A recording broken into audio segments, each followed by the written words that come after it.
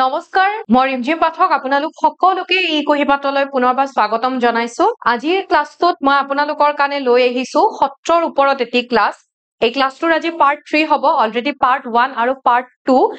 প্ৰিয়াক্ষী মেমে কৰি থৈ দিছে তাত তেখেতে কেইখনমান সত্ৰৰ বিষয়ে আলোচনা কৰিছে আজি মই ইয়াতে তিনিখন সত্ৰৰ বিষয়ে আলোচনা কৰিম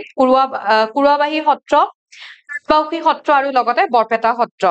এই তিনিওখন সত্ৰ বা আমি যদি মেমে কৰা বাকি সত্ৰবোৰ যদি চাও আমাৰ যিকোনো এক্সাম 1D এক্সাম হওক এপিএসসি সিসি হওক যিকোনো এক্সামৰ কাৰণে ইম্পৰ্টেন্ট হয় আপোনালোকে চাব ক্লাছটো ভালদৰে পলম নকৰি ক্লাছটো ফালে আগবাঢ়িছো প্ৰথমতে আপোনালোকক মই জনাব বিচাৰো যদি আপোনালোকে ই কহিপাতৰ হৈতে জড়িত হৈ থাকিব বিচাৰে লগতে আপোনালোকে যদি ডেইলি ক্লাছৰ আপডেটছবোৰ কাৰেন্ট এফেয়াৰ্স বিচাৰে তেতিয়া হলে আপোনালোকে ই কহিপাত টেলিগ্ৰাম চেনেলটো জয়েন কৰি লব পাৰিব এটো মোৰ টেলিগ্ৰাম চেনেল জিকে উইথ ৰিমজিম মেম যত মোৰ ক্লাছৰ পিডিএফ বোৰ আপোনালোকে লাভ কৰিব আপোনালোকে বিচাৰিলে জয়েন কৰি লব আৰু অকমান সময় লৈ পেলাই আপোনালোকক মই ইয়াতে দুটামান কথা কব বিচাৰো কথাটো হৈছে এনেকুৱা ধৰণৰ আপোনালোকৰ সুবিধাৰ কাৰণে ই কহিপাতে আমাৰ এটা ৰিভিজন বেচ ষ্টাৰ্ট কৰিছে যেহেতু এক্সাম সন্মুখত আহি পালে আৰু এই গুটেই ৰিভিজন বেচটো এমসিকিউ বেসড কোৰ্স হয়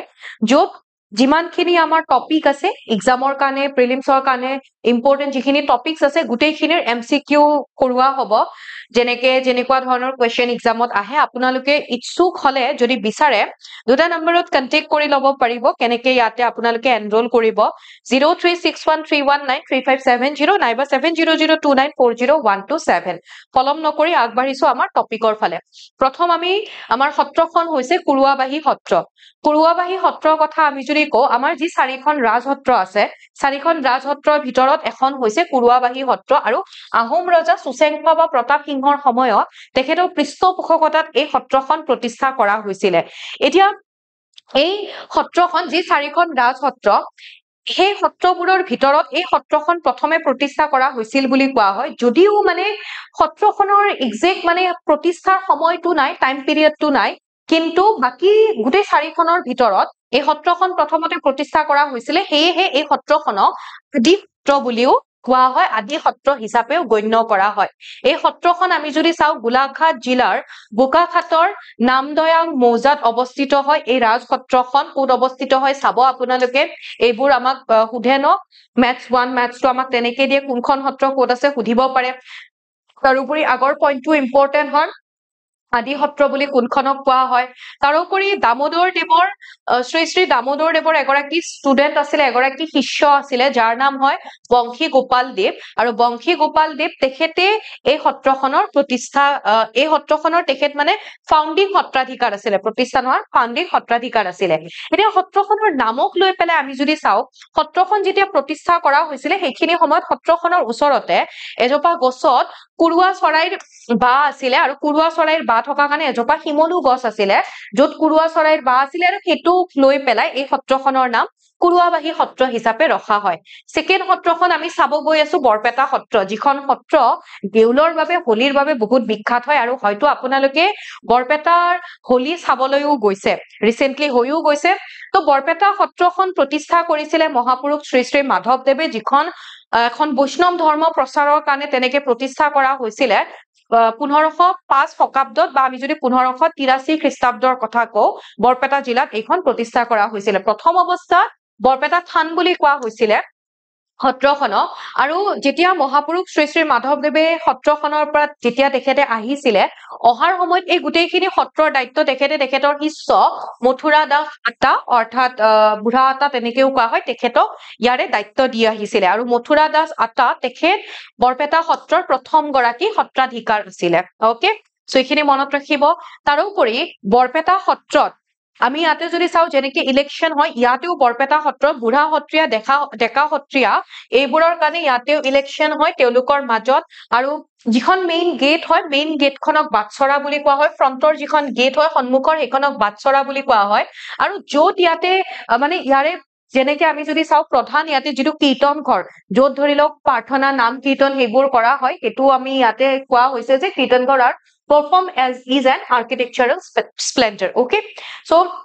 ক'ত আছে, কোনখন জিলাত অৱস্থিত হয়, কোনে প্ৰতিষ্ঠা কৰিছিলে, প্ৰথম সত্ৰাধিকাৰ কোন আছিলে, তাৰপিছত বাটচৰা, এইখিনি আমাক এনেকুৱা ধৰণৰ কুৱেশ্যন সোধে, এইখিনি আপোনালোকে মনত ৰাখিব। তাৰোপৰি কি হয় যে প্ৰথম অৱস্থাত বৰপেটা সত্ৰখন যেতিয়া মহাপুৰুষ শ্ৰী শ্ৰী মাধৱদেৱে প্ৰতিষ্ঠা কৰিছিলে, প্ৰথম এটা কেঁচা ঘৰৰ নিচিনা তেনেকুৱা আছিলে। পিছত গৈ পেলাই 1952 ডাঙৰ ডাঙৰ খুঁটাৰে এনেকুৱাকে বিভিন্ন চিত্ৰ আপোনালোকে যদি গৈছে হয়তো দেখা পাইছে, তাতে এনেকুৱা বিভিন্ন ভগৱানৰ তেনেকুৱাকে মানে চিত্ৰ বা এনেকে যদি চাও ৱালত কাটি কাটি তেনেকুৱাকে খোদিত কৰা তেনেকুৱা ইয়াতে অংকন কৰা হৈছে। আৰু ইয়াৰে ভিতৰত সত্ৰৰ ভিতৰত যদি চাও যিটো ভাঁজঘৰ আছে তাতে প্ৰায় 400 বছৰতকেও বেছি বছৰ জুৰি পেলাই এশৰ চাকি, এশৰ প্ৰদীপ, অক্ষয় বন্তি এশৰ তাতে মানে 400 বছৰতকেও বেছি বছৰ সেই তাতে জ্বলি আছে। অকে, দেন আমাৰ শেষৰ সত্ৰখন হৈছে পাটবাউসী সত্ৰ। পাটবাউসী সত্ৰখনো বৰপেটাতে অৱস্থিত হয়। বৰপেটা সত্ৰৰ পৰা আমি যদি বা বৰপেটা টাউনৰ পৰা আমি যদি প্ৰায় 2 কিলোমিটাৰ মান দূৰত গলে পাটবাউসী সত্ৰখন পাওঁ, আৰু পাটবাউসী সত্ৰখনো প্ৰতিষ্ঠা কৰিছিলে শ্ৰীমন্ত শংকৰদেৱ। ইয়াতে শ্ৰীমন্ত শংকৰদেৱ বিভিন্ন বৈষ্ণৱ গুৰু যেনেকে শ্ৰীমন্ত শংকৰদেৱ, তাৰপাছত শ্ৰী শ্ৰী মাধৱদেৱ, দামোদৰদেৱ, হৰিদেৱ, তেওঁলোকে ইয়াতে বৈষ্ণৱ ধৰ্মৰ বিশ্বাসৰ কাৰণে, বৈষ্ণৱ ধৰ্ম প্ৰচাৰৰ কাৰণে তেওঁলোকে এই সত্ৰত আছিলে। তাৰোপৰি শ্ৰীমন্ত শংকৰদেৱে 18 বছৰ ধৰি পেলাই ইয়াতে বসবাস কৰিছিলে, ইয়াতে আছিলে, সুদীৰ্ঘ 18 বছৰ আছিলে, আৰু ইয়াতে তেখেতৰ অংকীয়া নাট এইবোৰ ৰচনা কৰিছিলে। তেখেতৰ বিভিন্ন সাহিত্যিক ধৰ্ম, বৰগীত হওক, শাস্ত্ৰ হওক, অংকীয়া নাট হওক, এইবোৰ ক'ত ৰচনা কৰিছিলে, ইয়াতে থাকি তেখেতে ৰচনা কৰিছিলে, ৰাইট। আৰু ৰিচেন্টলি আমাৰ অসম চৰকাৰে এই সত্ৰখনৰ যিবোৰ সম্পদ আছে বা যিবোৰ ধৰি লওক আমাৰ ৰিচোৰ্চেছ আছে সেইবোৰো প্ৰিজাৰ্ভ কৰিবৰ কাৰণে তাৰে সংৰক্ষণৰ ক্ষেত্ৰত বিভিন্ন পদক্ষেপ গ্ৰহণ কৰিছে, আৰু এই সত্ৰৰ চৌহদত শ্ৰীমন্ত শংকৰদেৱৰ এটা সংগ্ৰহালয় প্ৰতিষ্ঠা কৰিব বুলিও, স্থাপন কৰিব বুলিও পৰিকল্পনা কৰিছে। এই সত্ৰখনৰ ভিতৰতে আমি যদি চাওঁ ইয়াতে আকৌ কি আছে, এটা দামোদৰ দেৱৰ সত্ৰ ইয়াতে অৱস্থিত হয়, সেইটো চৌহদতে। আৰু আহোম ৰজা প্ৰমত্ত সিংহই অৰ্থাৎ গুৰুজনাৰ স্মৃতিত, আমি ইয়াতে সাধু কোৱাতকে গুৰু বুলি ক'ব পাৰো, গুৰুজনাৰ স্মৃতিত ইয়াতে এটা মঠ এটা নিৰ্মাণ কৰিছিলে। অকে, আৰু এইখিনি আছিলে আমাৰ সত্ৰৰ লগত ৰিলেটেড কিছুমান ইনফৰমেশ্যন, কিছুমান তথ্য। যদি কিবা মোৰ কওঁতে যদি কিবা অলপ হলেও কৰবাত কিবা মিছ হৈছে বা ভুল হৈছে, সেইখিনি আপোনালোকে শুধৰাই দিব বুলি মই আশা কৰিছো। যদি কিবা তেনেকুৱা আপোনালোকে পাইছে, আপোনালোকে নিশ্চয় মেনশ্যন কৰিব, সেইখিনি আমাৰ কমেন্ট ছেকশ্যনত জনাব। আপোনালোকৰ পৰাও আমি তেতিয়া কিবা নহয় কিবা এটা ল'ব পাৰিম, শিকিব পাৰিম, হয়নে? সো এইখিনি কৈ ক্লাছটো সামৰিছো, কিন্তু তাৰ আগতে মই আপোনালোকক আৰু দুটামান কথা ইয়াতে জনাব বিচাৰো।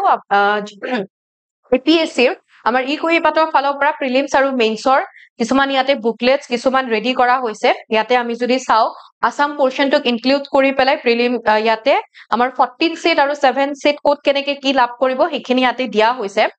আপোনালোকে যি দুটা নাম্বাৰ মই অকমান আগতে দিছিলো, সেই দুটা নাম্বাৰত সবিশেষ জানিবৰ কাৰণে আপোনালোকে কন্টেক্ট কৰিব পাৰে। লগতে ইয়াতে আপোনালোকে যদি কুহিপাতৰ টেষ্ট সিৰিজ যদি আপোনালোকে প্ৰিলিমছৰ টেষ্ট সিৰিজ যদি